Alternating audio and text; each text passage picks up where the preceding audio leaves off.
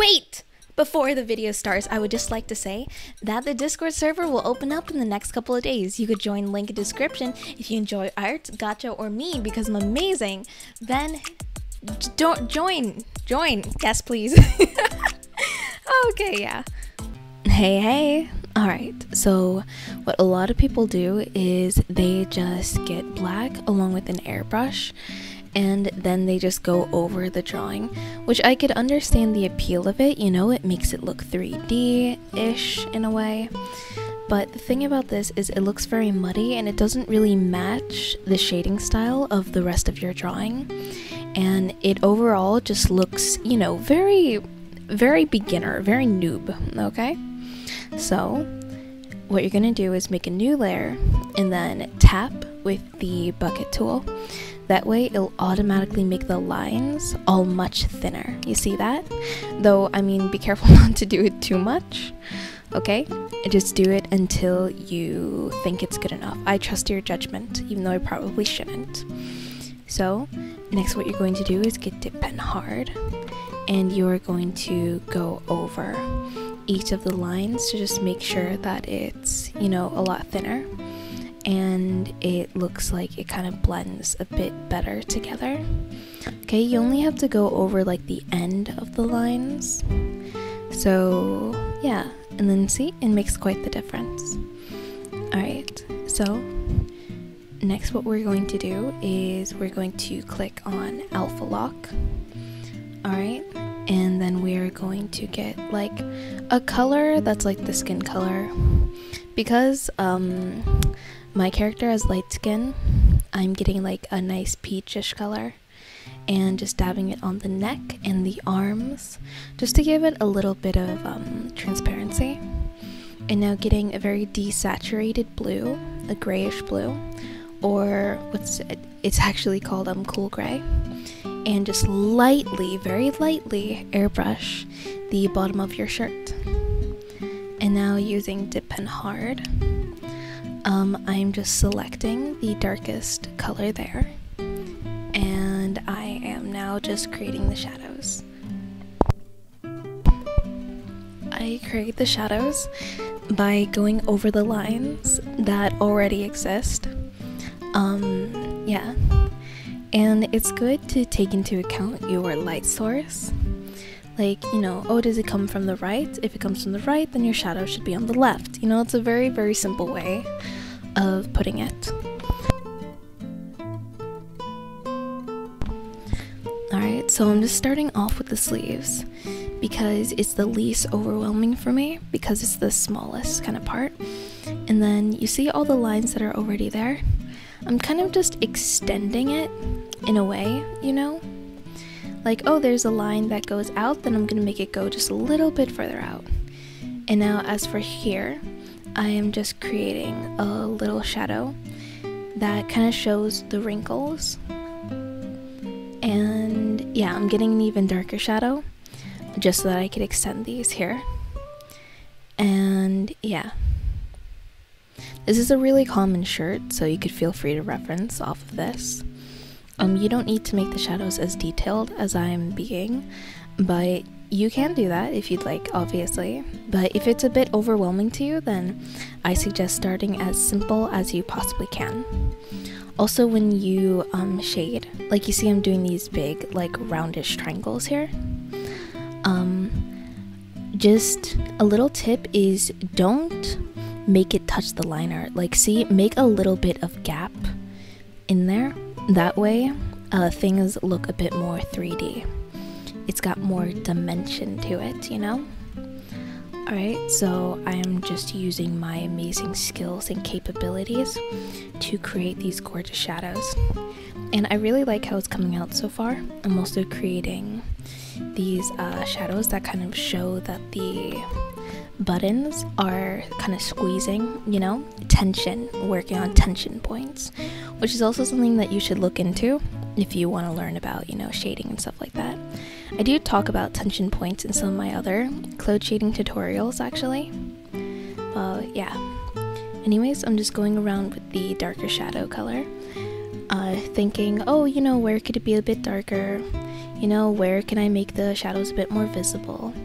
But I try not to overdo it because I don't want people to mistake the shirt for being dark gray. So I keep the shadows to a minimal, and I just keep adding more and more until I'm satisfied with it. So yeah, and now I am selecting that dark color down there that's a bit more bright, and I'm just bringing it up a little bit and just putting it around. I'm just kind of putting this color between any of the other shadows, just so that I can kind of create a bit more detail. And yeah, I'm just going in and dragging out the dark shadows and everything a bit more. Again, I think it's good that you start very small and then you start adding on to it, okay? That way you know that you have a really nice structure to everything. And then as you add the details actually look what you'd call uniformed. They actually look like they belong there, and they kind of look like they match everything instead of just looking chaotic. And now I use the blur to blend out the edges of the shadows. Only the edges, please. Okay, I want you to leave a lot of hard edges too to your shadows. That way it looks like there's, you know, strong form and stuff like that. But blurring out the edges kind of creates this really nice soft look to it, and I think that just looks really great. Anyways, now I am going and I am selecting the line art color. The reason for this is because I want to change the line art color to be a bit more of a blue to kind of match the shirt, obviously on a new layer, of course. And I'm just going over the line art, and then see how much better that looks already. I'm also getting a darker color with an airbrush, and I'm kind of just airbrushing it into the like armpits and stuff, into the spots where the line art should be a bit darker due to like shadows. Then you can get like a lighter purple or whatever color you'd like, and you could dab that onto the parts that you think the light is and stuff like that. But yeah, anyways, now I am just going over the line art and kind of just dragging the lines out a little more, just so that the line art kind of looks like it's actually meant to be there, because I notice it looks a bit out of place for it. So I'm just connecting the lines a little bit more, just dragging them out to be a little bit longer and stuff like that. And of course I should fix those buttons because they kind of look like watermelon seeds, I think. Boy, I could really use some watermelon. Also, the neighbors, they launched a bunch of fireworks, and it really scared me. Anyways, new layer. I am just selecting that layer's opacity. That way it kind of like, you know, uses the magic wand effect. And then on that new layer, we're using a multiply and using the light purple that I chose earlier. And I'm now creating cast shadows. Cast shadows are casted by other objects and stuff like that. So like, you know, the ginormous head will create a big shadow on the neck and everything. In the arm and stuff like that, you could see. Also, I'm just using this layer to darken up some other shadows that I think could use some darkening. Wow, real genius play on words there.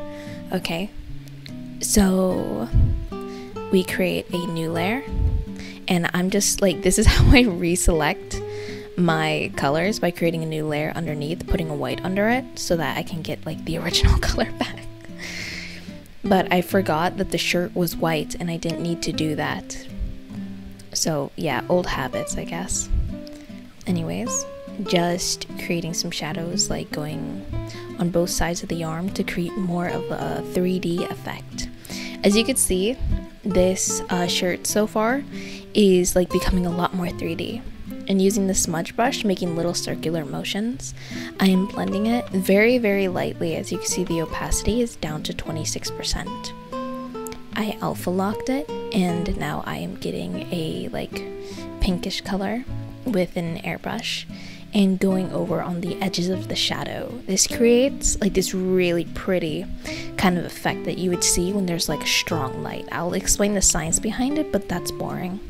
So then I also use a blue color for like some reflection, in a way. Like, you could imagine he's outside. Okay, and that's the ending. Thank you so much for watching, everybody. Don't forget to like and subscribe. Anyways, take care and see ya!